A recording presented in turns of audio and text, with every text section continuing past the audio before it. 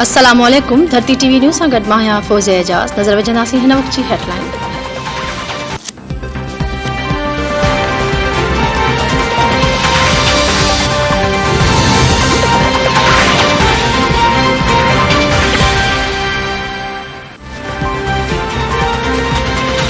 मौसमियात खाते अॼु सिंध जे मुख़्तलिफ़ इलाक़नि में मींहं जी अॻकथी करे छॾी। कराची जे मुख़्तलिफ़ इलाक़नि में सुबुह सां ई सन्हो मींहुं। मौसमियात खाते मूजिबि कराची, सखर, लाड़काणो ऐं जैकबाद में मींहं जो इम्कान आहे।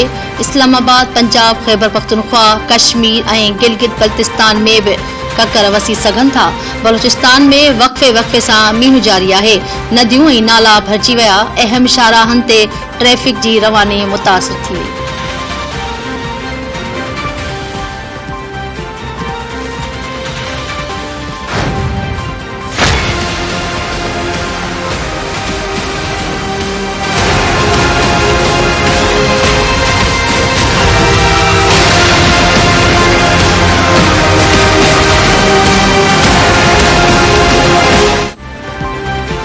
बलूचिस्तान में बरसातुनि ऐं ॿोॾि सबबि जुलाई महीने में फ़ौत थियलनि जो 127 ताईं पहुची वियो। सूबे में बरसातुनि सबबि 13,500 घर ढही पिया। बिजलीअ जा 140 थंभा किरी पिया। किला सैफुल्ला ऐं लसबेला में बरसातुनि जो 30 वरियनि जो रिकॉर्ड टुटण सबबि तमामु वॾी तबाही आई। बलूचिस्तान में 100 सैकड़ो वधीक बरसातूं पयूं। उथल में घर पाणीअ में लुढ़ी विया। हज़ारे माण्हू अलाह तआला खां महरूम थी विया।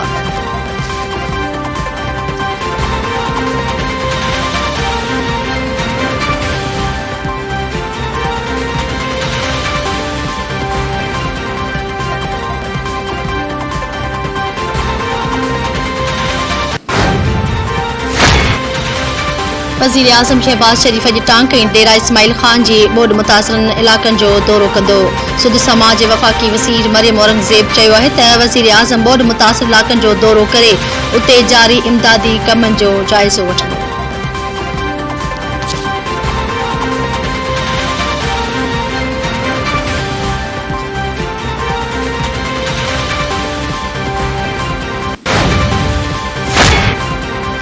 सिंध बलोचिस्तान सरहदी इलाक़नि में बलोचिस्तान मां आयल ॿोॾि जे वहिकिरे में वाद DC कंबर शहदाद कोट मूजिबि FP बचाव बंद वटां 1 लख क्यूसिक पाणी गुज़री रहियो आहे।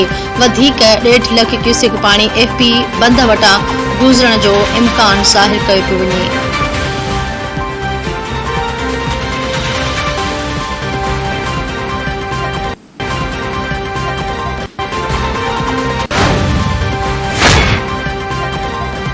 कोरोना सबबि वधीक हिकु ॼणो हयाती विञाए वेठो। सिहत जे क़ौमी इदारे NIH मूजिबि गुज़िरियल 24 कलाकनि दौरान मुल्क में कोरोना जा 661 नवां केस ज़ाहिर थिया आहिनि। मुल्क में हाकारी केसनि जी शरह 3.29 सैकड़ो रही। NIH मूजिबि मुल्क में कोरोना में वरतल 171 मरीज़नि जी हालत ॻणतीअ जोगी आहे। NIH मुहर्रम हराम जे जुलूसनि बाबति बि हिदायतूं जारी कंदे चयो आहे त समूरा माण्हू वैक्सीनेशन कराइनि। जुलूस ऐं मजलिस में मास्क जो इस्तेमालु कयो वञे ऐं समाजी विथीअ खे यकीनी बणायो वञे।